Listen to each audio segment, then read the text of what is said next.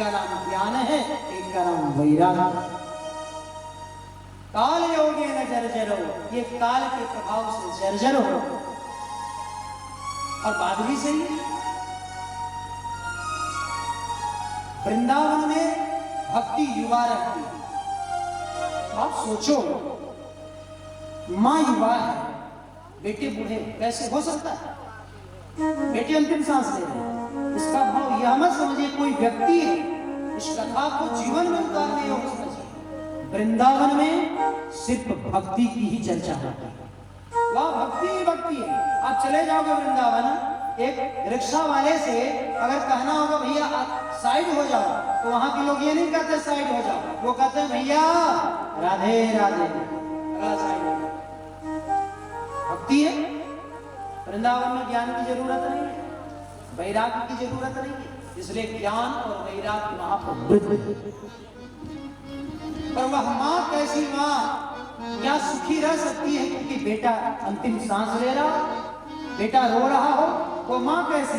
भक्ति तभी होती है जब उसके बेटे ज्ञान और वैराग्य प्रसन्न हो। युवावस्था, युवावस्था भक्ति तो ठीक है, ज्ञान और वैराग्य अब धीरे धीरे बूढ़े हो। अब ज्ञानी कोई नहीं, बहुत कम मिलते हैं, ज्ञान बूढ़ा हुआ कि नहीं। अब वैरागी कोई नहीं, सब रागी, सब संसार बसाना चाहते। वैरागी भी बूढ़ा हुआ कि नहीं। भक्ति है, भक्ति है तभी ना आप सभी बैठे हुए यहाँ पर। भक्ति है इसलिए आप सभी इतना बैठ करके कीप साइलेंट होकर के भागवत की कथा को सुन रहे हैं। इसलिए वृंदावन में भक्ति नित्य युवा रही। नारद जी से भक्ति महारानी ने निवेदन किया कि हे नारद जी, मेरा एक ही दुख है कि मेरे बच्चों को युवा करो, युवा करो, नहीं तो मैं तो रोती ही रहूं। नारद जी ने कहा चिंता मत करो, हे भक्ति वृथा खेद यशे बाले, अहो चिंता तुरा कथम, श्री कृष्ण चरणाम भोजम स्मर दुखम गमस। जिसको दुख हो, अब कैसा दुख? बच्चों से दुख हो। या सुनिएगा, ये आयुर्वेद है। अगर बच्चे से आप दुखी हैं या बच्चा दुखी, या बच्चे से आप दुखी हो या बच्चा दुखी। अब मान लो बच्चा बीमार है तो बच्चा तो दुखी, बच्चे से आप दुखी होंगे नहीं, स्वाभाविक है। मां तो मां होती है, बच्चा गाली भी देता है तो मां कभी नहीं कहती मेरे बेटे का अहित हो। मां सर्वदा चाहती मेरा बेटा सुखी रहे, अहित उसका कभी नहीं। भगवान श्री नारद जी महाराज ने कहा कि भगवान श्री कृष्ण का चिंतन करो। जब कोई दुख आए, जब कोई समस्या आए तो सिर्फ भगवत चिंतन करो, भगवान का चिंतन। बोले चिंतन करते रहो। मैं वादा करता हूं, ये नारद का संकल्प है कि यह नारद तुम्हारे बच्चों को फिर से युवा करेगा, फिर से युवा करके प्रतिष्ठित करेगा, फिर से ज्ञान वैराग्य को पैदा करेगा। आपकी भक्ति कैसी है? आपका ज्ञान कैसा है? देखिए, सबकी भक्ति, सबका ज्ञान, सबका वैराग्य अलग अलग है। हमारी भक्ति दूसरे प्रकार की है, आपकी भक्ति अलग है, हमारा ज्ञान दूसरा है, हमारा वैराग्य दूसरा है। एक व्यक्ति हो है कि किसी ने 10 रुपया चढ़ाया तो कोई बगल में था, महाराज दे दो, हमने 10 रुपया का, हमारा वैराग्य यही तक था। एक व्यक्ति के बगल में कोई और आया मांगा तो उसने कहा कि 10 है 5 दे, उसका वैराग्य उस तरीके का। एक व्यक्ति ने कोई आया भीख मांगने, दरवाजे पर पैसा बहुत है, 10 रुपया रखा हुआ है, बचा करके रखा है, फिर भी कहता है भागो, उसका वैराग्य वैसा है। सबका ज्ञान अलग है, सबकी भक्ति अलग है, सबका वैराग्य अलग है। इसलिए भक्ति महारानी को युवा करने के लिए श्री नारद जी महाराज कहां गए? नैमिषारण्य की धरती। सनक, सनंदन, सनातन, सनत कुमार से मिले, वहां पहुंचे। जब कभी परेशानी आए तो आप भी सनकाद मुनियों से मिले। ये 4 कुमार हैं ब्रह्मा जी के पहले पुत्र।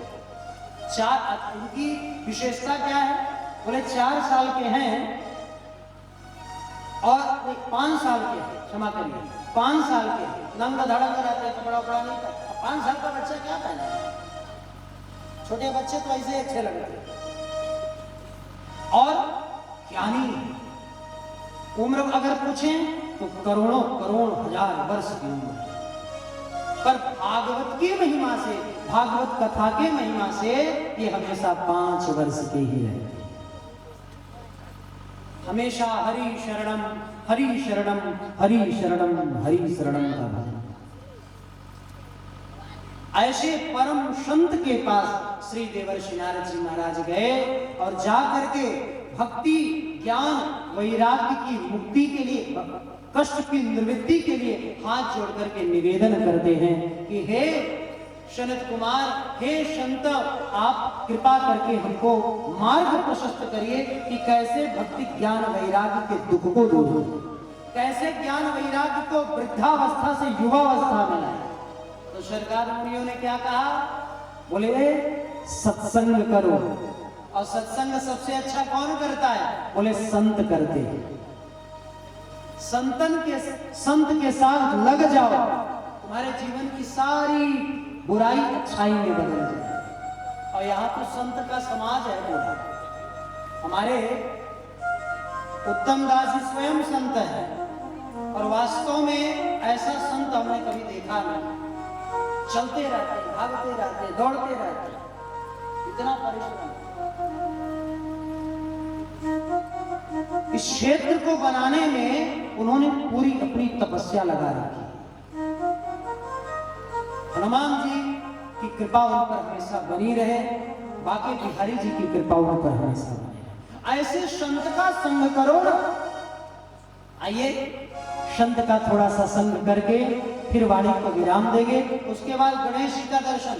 देखो भाई, गणेश जी बड़े कीमती। गणेश जी के यद्यपि बहुत नाम है, पर गणेश जी का सब नामों में एक नाम है विघ्न हरता और एक नाम है विघ्न करता। मतलब भगवान विघ्न करते भी हैं, विघ्न को हरते भी, हरते भी नहीं, अविघ्न करते भी। अब आप कहो गणेश जी विघ्न क्यों करते हैं? हम गणेश जी की स्तुति कर रहे हैं, भगवान उनका विघ्न करते क्यों? तो अच्छा, दोनों हमारे फायदे में। विघ्न को हरते भी हैं, विघ्न करते। करते कैसे? अगर विघ्न नहीं करेंगे तो देखिए, कथा तब संपन्न होती है, तब अच्छी कही जाती है जब सब कोई प्रसन्न हो, सब कोई खुश हो, अगल बगल आस पड़ोस सब खुश हो, तब कथा को संपन्न माना जाता है। तभी सब कोई। अब मान विघ्न कर्ता बन करके हमारे विघ्न को तो उन्होंने वो कर लिया, विघ्न हरता बन करके हर लिया। अब विघ्न कर्ता, जैसे मान लो बारिश हुई, बहुत लोग ऐसे होंगे महाराज, कहते होंगे जो विरोधाभास में होंगे, वो कहते महाराज बरसते रहे, बरसते रहे, आंधी तूफान आए तो पंडाल उड़ जाए। अगर बरसते रहेगा तो कथा नहीं होगी। तो गणेश जी थोड़ा सा विघ्न कर्ता बन करके पानी को बरसा दिया कि वो भी खुश हो जाए, सब खुश हो जाएंगे, तो वो भागवत संपन्न माना जाए। इसलिए गणेश जी का दर्शन, गणेश जी की झांकी का दर्शन। आइए, झांकी भी आती रहेगी।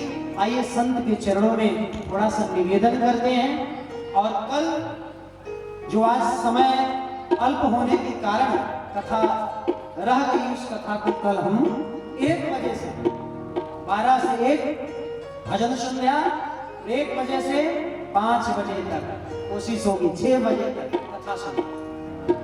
और आप सभी को बहुत धन्यवाद है।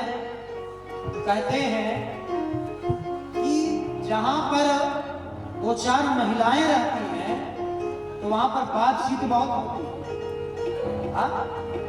महिलाएं चुप नहीं बैठती, और यहाँ पर हम देख रहे हैं एक दूसरे से कोई मतलब नहीं, एकदम अलग, सिर्फ कथा को श्रवण कर रहे हैं। वास्तव में कथा होती ही है। आइए संत के चरणों में थोड़ा सा निवेदन करते हैं और फिर गणेश जी का दर्शन गणेश जी की झांकी का दर्शन आप सभी आकर के पूजन भी कर सकते हैं। बड़े